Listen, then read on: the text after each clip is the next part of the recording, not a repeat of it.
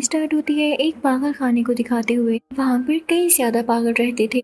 एक रूम में एक पागल दीवार पर कोई मैप बना रहा होता है, लेकिन अचानक से वो मैप ड्रॉ करते करते उसकी मौत हो जाती है। वो वहाँ से गिर जाता है। तभी वहाँ पर एक आदमी आता है और ये वही आदमी होता है जो कि इस पागल से मैप बनवा रहा था। ये इसलिए सिटी का मैप बनवा रहा था क्योंकि किसी को ढूंढना चाहता था। फिर सीन चेंज होता है और हम एक लड़के को देखते हैं जिसका नाम माइक होता है। उसकी एक क्लासमेट होती है जिसे वो पसंद किया करता था और आज उसके साथ माइकल की पार्टी होती है। ये बात आज तक उसने अपने क्लासमेट को नहीं बताई थी कि वो उसे पसंद करता है, क्योंकि वो काफी ज्यादा शाय होता है। वो हमेशा उसकी पिक्चर्स और वीडियोस बनाता रहता और बाद में उनको देखता। एक दिन हम देखते हैं कि इनके स्कूल में एक पुलिस ऑफिसर आती है और वो इनको बताती है कि आप लोग भी जानते होंगे कि आपका एक क्लासमेट मिसिंग है और वो काफी दिनों से नहीं मिल रहा। और ये पुलिस ऑफिसर जो यहाँ पर आई होती है ये कोई और नहीं बल्कि माइकल की मामा होती है। माइकल अपनी क्लास में ही होता है, तभी उसकी नोज से खून आने लगता है, यानी उसे नोज ब्लीडिंग होने लगती है। वो फौरन से वॉशरूम जाता है, लेकिन उसके स्कूल के बच्चे उसे बहुत तंग किया करते थे। वो उसे यहाँ भी तंग करने लगते हैं क्योंकि वो बहुत ज्यादा इनोसेंट होता है और उसे बात भी ठीक से करनी नहीं आती। तभी तो वो अपनी क्लासमेट के सामने भी कन्फेशन नहीं कर पाता था और जो कोई भी उसे तंग करता वो खुद को डिफेंड ही ना कर पाता। वो इस चीज से काफी तंग आ चुका था। वो दिल ही दिल में सोचता कि काश कोई ऐसा दिन आए कि मैं इनको अच्छा सबक सिखाऊं, लेकिन उसमें इतना करेज नहीं था कि वो कुछ कर पाता। माइकल आज रात के लिए काफी एक्साइटेड होता है क्योंकि मैंने आपको बताया ना कि उसके क्लासमेट के घर आज पार्टी होती है। वो पार्टी में जाने के लिए काफी खुश होता है। वो एक कॉस्ट्यूम शॉप में जाता है जहाँ पर वो डिफरेंट कॉस्ट्यूम्स देखने लगता है, लेकिन तभी वहाँ पर एक छोटा बच्चा उसे कहता है कि मैं तुम्हें एक सुपर हीरो कॉस्ट्यूम देता हूँ, ये एक चाइनीज कॉस्ट्यूम है। तो माइकल कहता है अच्छा, तो इसे पहन के मैं अच्छा लगूंगा? तो वो बच्चा कहता है हाँ, अच्छे भी और तुम में पावर्स भी आ जाएंगी। माइकल उसको मजाक समझते हुए घर आ जाता है। वो अपने साथ वो कॉस्ट्यूम भी घर ले आया था, लेकिन घर आकर वो काफी उदास होकर सोफे पर बैठा होता है। तो उसकी मॉम आकर पूछती है क्या हुआ मेरे बेटे को? तो माइकल कहता है मामा, कॉस्ट्यूम तो मैं ले आया हूँ, लेकिन पार्टी में बच्चों ने बहुत अच्छे अच्छे कॉस्ट्यूम्स पहने होंगे और मेरा कॉस्ट्यूम देखें। तो उसकी मामा कहती है कि जैसे तुम हो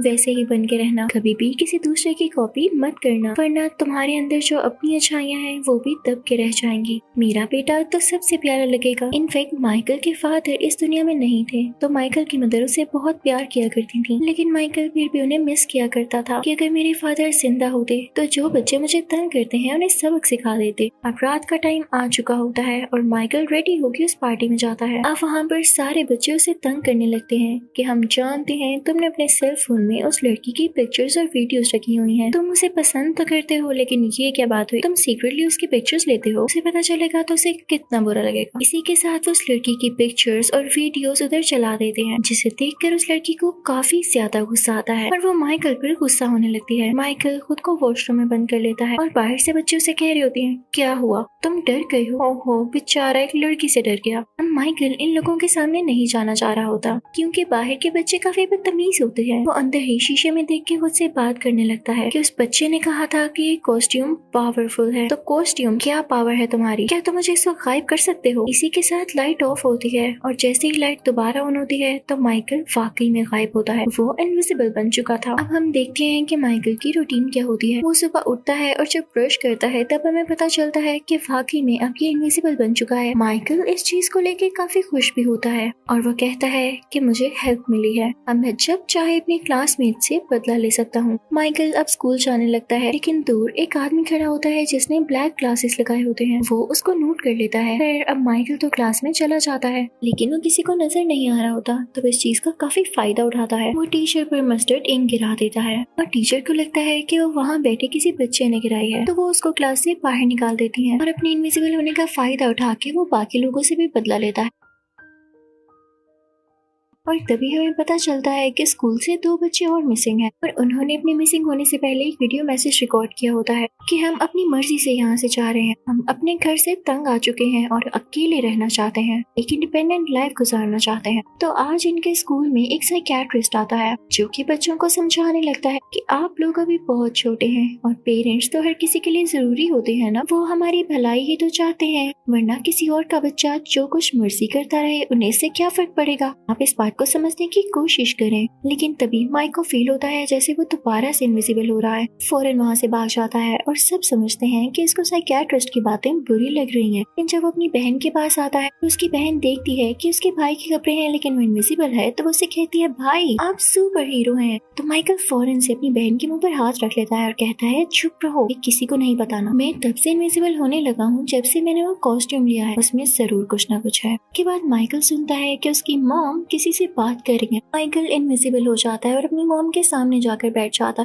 क्योंकि उसकी मॉम को वो नजर नहीं आ रहा होता तो वो अपनी कॉल कंटिन्यू रखती है। तो माइकल को अपनी मॉम की बातें सुन के पता चलता है कि वो उनका असल बेटा नहीं है बल्कि अडॉप्टेड है। तो इससे उसका बहुत दिल दुखता है और वो वहाँ से चला जाता है। उसकी मॉम को फील होता है जैसे उनके पास से कोई गुजर कर गया हो, लेकिन उन्हें ये नहीं पता होता कि उनका बेटा माइकल इनविजिबल हो चुका है। एक दिन माइकल बैठा हुआ स्विंग ले रहा होता है, तभी उसे एक लड़की देख लेती है। वो उसके पास आती है और उससे बातें करने लगती है और माइकल भी उससे बातें करने लगता है, लेकिन वो उसे नजर नहीं आ रहा होता। जल्द ही उन दोनों में दोस्ती हो जाती है। अब माइकल सोचता है कि वो उसको बता देगा कि असल में वही माइकल है जो कि गायब हो सकता है और उसका दोस्त है। लेकिन इससे पहले कि वो उसे बताने चाहता तो रोड पर कोई आदमी उसे किडनैप कर लेता है। माइकल बहुत कोशिश करता है उस लड़की को बचाने की, लेकिन उसे नहीं बचा पाता। अब हम देखते हैं कि उस लड़की की आंख खुलती है एक ऐसी जगह पर जहाँ उसके इर्द गिर्द कुछ लोग होते हैं और उसकी बॉडी को, उसके मुंह को चेक कर रहे होते हैं, ये पता लगाने के लिए कि कहीं ये वो बच्चा तो नहीं जो इनविजिबल है। क्योंकि इन लोगों को उसके जेंडर तक का नहीं पता होता,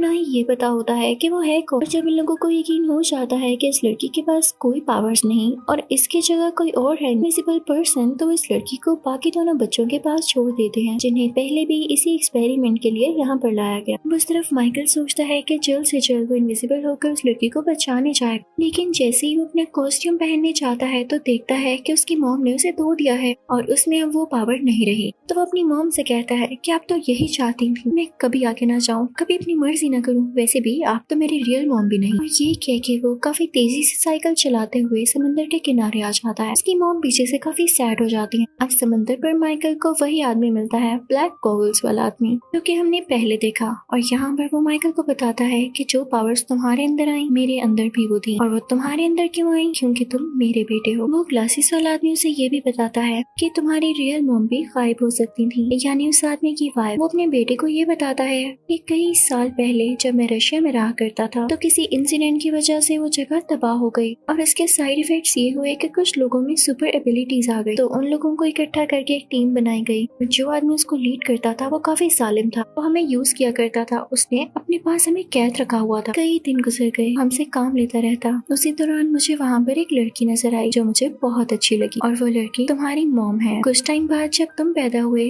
तो हम दोनों ने ये सोचा कि नहीं, तुम यहाँ पर नहीं रहोगे इस सालिम लीडर की कैद में। तो हम दोनों तुम्हें यहाँ से लेकर भाग गए, लेकिन हमारे पीछे उस लीडर के लोग भी लग गए। तो तुम्हारी मदर ने अपनी जान की कुर्बानी दी और हम दोनों से कहा कि हम यहाँ से चले जाएं। वो भी गायब होना जानती थी और वो उस वक्त की गायब है। मुझे लगा कि मैं अकेला तुम्हें इस तरह से नहीं पाल सकूंगा और इस तरह से हम दोनों की जान को खतरा होगा। मैं खुद ही तुम्हें उस पुलिस ऑफिसर के घर के बाहर रखाया कि तुम्हारी जिंदगी मेरी जैसी ना हो। तो माइकल यहाँ अपने फादर से पूछता है, यानी ये पावर्स मेरे कॉस्ट्यूम में नहीं मेरे में पहले से ही थी? तो उसके फादर कहते हैं, हाँ मेरे बेटे, तुम्हें ये पावर्स हमसे मिली हैं। माइकल के फादर उसे ये भी बताते हैं कि मैं माइंड भी पढ़ सकता हूँ और जिस औरत के पास मैंने तुम्हें छोड़ा है वो बहुत अच्छी औरत है, वो तुमसे बहुत प्यार करती है, तुम उनसे सॉरी करना। और तभी वहाँ पर माइकल की मॉम उसे ढूंढते ढूंढते आ जाती हैं। तो माइकल उनसे वैसे ही सॉरी करता है जैसे उसके फादर ने उसे कहा। वो दोनों खुश हो जाते हैं और घर आ जाते हैं। घर आने पर उसे वही साइकियाट्रिस्ट दिखाई देता है जो जानता था कि माइकल गायब हो सकता है। वो माइकल से कई ज्यादा राज उगलवाने की कोशिश करता है, तो माइकल वहाँ से भाग जाता है। दूसरी तरफ हम उसी लड़की को देखते हैं जो माइकल को पसंद करने लगी थी और उसे किडनैप कर लिया गया। वो एक शिप में होती है और वो वहाँ से बाहर निकलने की कोशिश करने लगती है। शिप के ऊपर जाती है, वहाँ पर एक स्पॉटलाइट होती है जिसका फ्लैश दूर तक जाता था। वो लड़की उसे ऑन कर देती है और माइकल फौरन से उसे बचाने के लिए जाता है क्योंकि एक साइन था कि वो लड़की है कहाँ पर। अब पीछे से माइकल की वही मुँह परेशान होने लगती है जिन्होंने उसे अडॉप्ट किया होता है। तो माइकल के फादर उनके पास जाते हैं और कहते हैं, परेशान नहीं हो, माइकल यहाँ गया है, जल्दी आ जाएगा। माइकल अब काफी ज्यादा ज्यादा कॉन्फिडेंट और क्लेवर हो चुका था।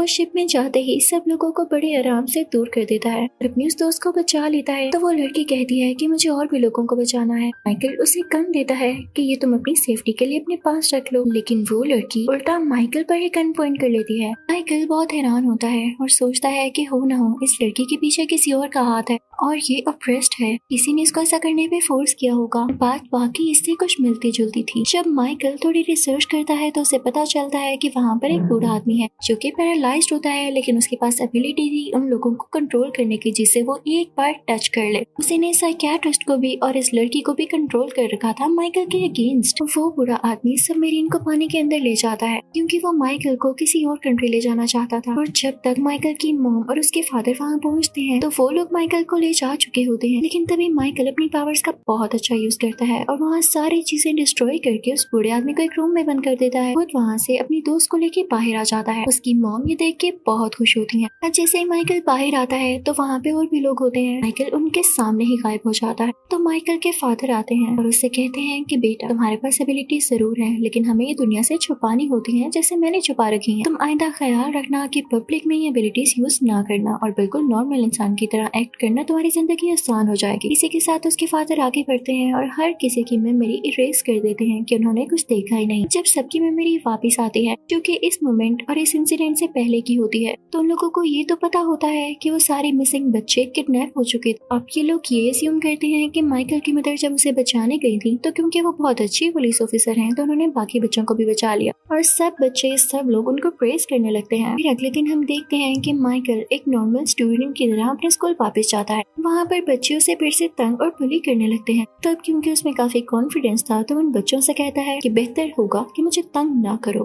और वो बच्चे उसका ऐसा जवाब सुन के काफी हैरान रह जाते हैं। हम मूवी के लास्ट सीन में हमें ये दिखाया जाता है कि माइकल की रियल मॉम अभी भी जिंदा होती हैं और माइकल की एक छोटी बहन भी। तो माइकल के फादर ने उन दोनों को अलग अलग जगह पर छोड़ा ताकि ये लोग सेफ रह सकें। माइकल की मॉम अब माइकल की बहन को ढूंढ रही होती है, जिसके साथ ये मूवी यहीं पर एंड होती है।